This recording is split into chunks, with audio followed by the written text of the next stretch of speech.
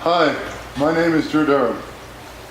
As Craig said, I am a grad student at San Jose State University in the School of Library and Information Sciences. Hopefully going to focus on public libraries and especially young adult literature. But this is only part of my identity. I am currently a bookseller, an experienced yet apprentice bookseller at Linen Tree Books in Los Altos. I suggest you all go there. But there's the most important part of my identity. How I identify myself first and foremost is an ally to all peaceful identities. So this means, however I identify myself personally, as a young adult, as a male, as a white, Anglo-Saxon Protestant, things that I don't want to identify with, I do identify with myself as an ally to everything, to everyone else that is peaceful first. So that said, I'd also like to thank the movements of different identities, the struggles of different identities, and the successes of different identities. This talk would not have been possible without the successes and the struggles of the LGBTQ community, the lesbian, gay, bisexual, transgender, and queer and questioning community. As I said, I'm an ally to all identities, including everyone in that community. So, what is this idea of identity?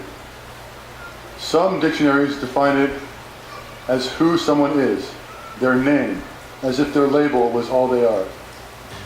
I define identity as the distinctions that create community and tie us to authentic identity, our true selves. With that in mind, I would like to talk about these 3 books and one more. I will introduce the books and then I will go into each one in the order I will show them. The Miseducation of Cameron Post by Emily M. Danforth. Every Day by David Levithan. If You Could Be Mine by Sarah Farazan. I Am Jay by Chris Bean.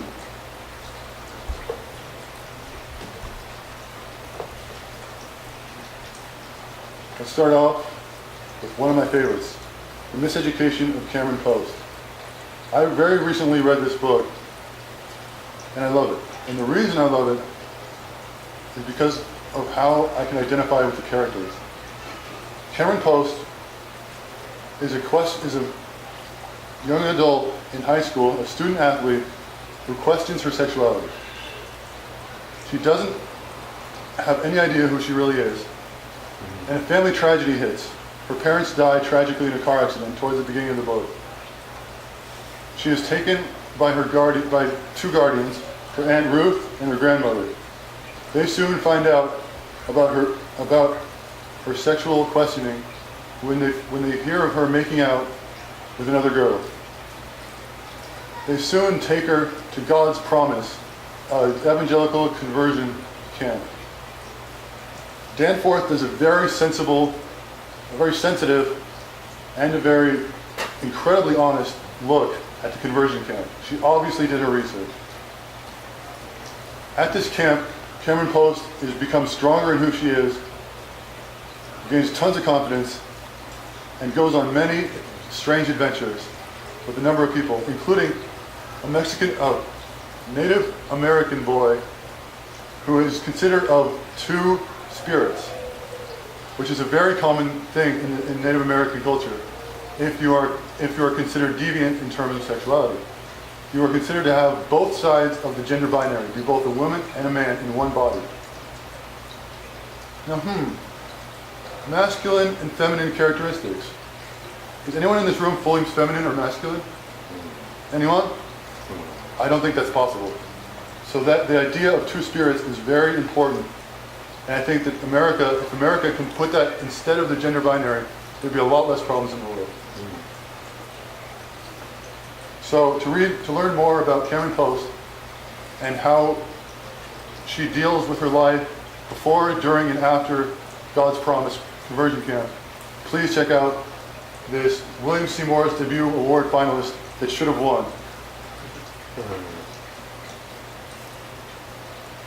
Next, probably my favorite book ever. I'm actually going to get it changed on the Linden Tree website. This is how real it is. David Levithan, Every Day. This book is about a spirit who wakes up in a different body every day. She tries to leave no trace behind, no evidence that he invaded the body. But this is very hard to do, especially one day when he meets Rhiannon, a girl she falls in love with incredibly, very incredibly. And it's a very interesting story because he keeps changing bodies. And one day he wakes up as Rhiannon. So the person he's in love with, he becomes. Now that's an interesting philosophy right there. How to be more like the person you love. How love affects us. How do we let love affect our bodies, our minds, and our spirits? This is the point of the identity crisis in Every Day by David Levithan. It's really a thinking piece to get you to think, what does it mean to be you in your body, or who you really are despite your body?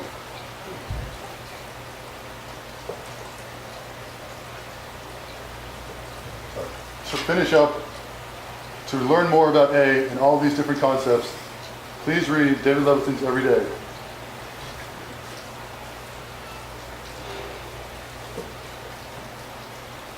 If You Could Be Mine by Sarah Farazan. This book is about Iran. It's about a forbidden love between Nasreen and Shiraz, I think, yeah. Shiraz, who, it's illegal to be lesbian in Iran. You can be jailed without parole, and you can be publicly executed. So, to keep their love going, they keep it secret. But if it was figured out by the authorities, they would easily be in trouble.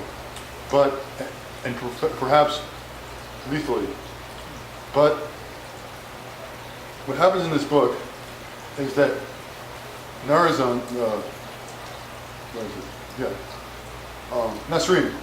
Nasreen becomes arranged to be married. And so she wants to keep this love the same. And this love becomes a conflict between them. Because she wants this to go public, because Shiraz wants to go public. Whereas Nasreen wants to keep it secret so she can get to boast the best of both worlds, basically. This handsome doctor she's going to be married to, and also have the love of her life hidden. So Shiraz, she realizes there's one way she can solve this problem. One legal way, and that's to get transsexual surgery. In Iran, transsexual surgery is not only legal, it's socially accepted, according to this book. According to this book also, it's the second highest transsexual surgery country in the world, right behind Indonesia. So, to figure out how this book concludes, please read If You Could Be Mine by Sarah Farazan.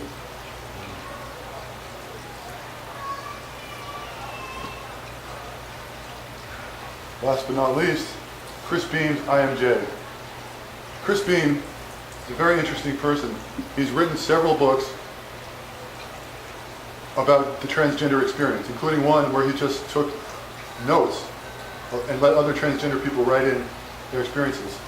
This is just to prove how experienced Chris Beam is with the transgender experience. This book is extremely realistic and very powerful. The IMJ is about Jay, who is also known as Jennifer Valana Silver, but she identifies himself as Jay because it's a lot more androgynous of a term and a lot more masculine in a way of a term.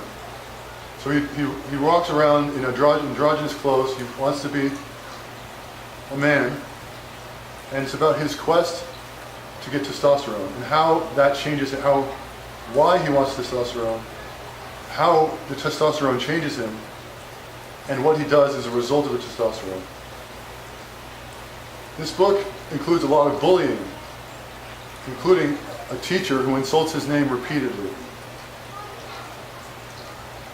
So to learn more about the transgender experience and how Jay survives and discovers his personal legend, please read Chris Beam's I Am Jay.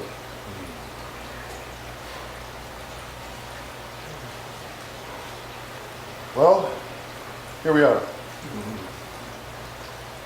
What have we learned?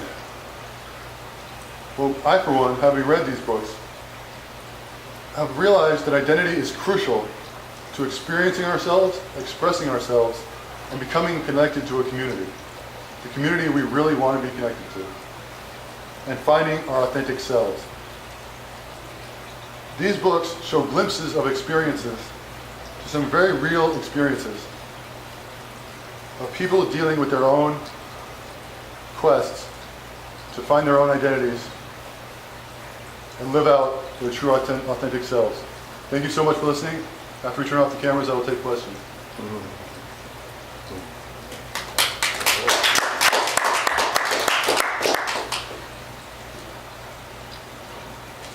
Yes. What age range are these books appropriate for? I would say 14 to 18. I take that back. 14 and above. I love these books. I'm 27 and I can't get enough of Cameron Post and every day. I would happily read them again.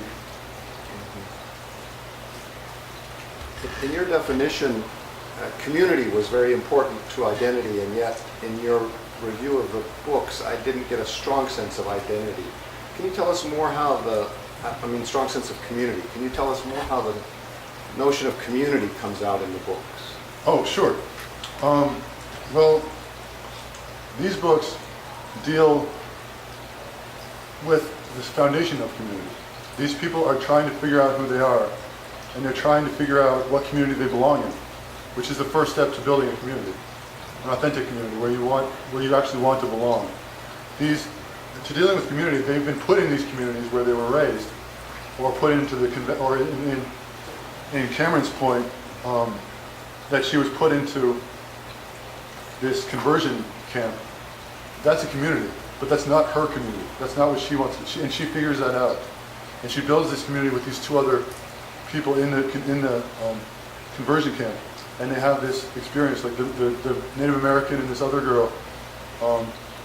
They have these experiences together, and that's the kind of community I'm speaking of, where you make your own. So there's almost two communities. There's a kind of a community of birth that in some cases has to be left behind, and then a community of finding yourself and becoming integrated into a larger group. Exactly. I think that, it's important to find, the point of these books is it's important to find yourself. However you find yourself, it's up to you and how you make your community. I think the big reason why suicides happen is people can't find a community that they think respects them enough in their authentic selves. Obviously there are other reasons for suicide that we don't have to get into, but I think there are a good number of them that just don't find safe, comfortable communities where they belong as who they really are.